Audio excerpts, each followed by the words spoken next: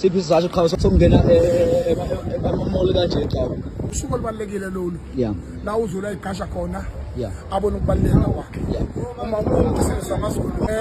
Uma umbusile samaZulu. Ishaka seza ngakhona. Ilembe ntombi bona kube ukhalipha. La kwazi ukuthi libumbisizwe in the 12 years. Emveni kwalokho laguqa ngaleli langa. Uguqa kweqhawe elinjengoshaka. Yingakho kwaba unembe.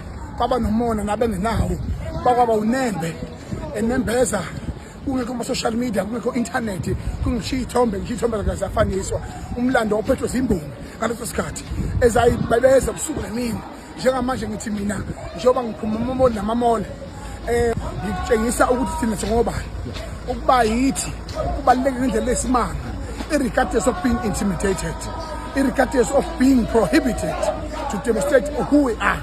Namhlanje ngitshengisile ukuthi abantu bayawuthanda uZulu, bayathanda isiko, bayasithanda thina, futhi bayimisele ukuthi isizwe sase-Afrika sibe isizwe sodwa.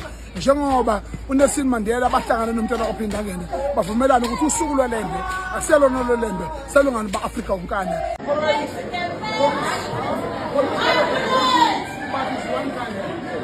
And then King Shaka prophesies what we are living next.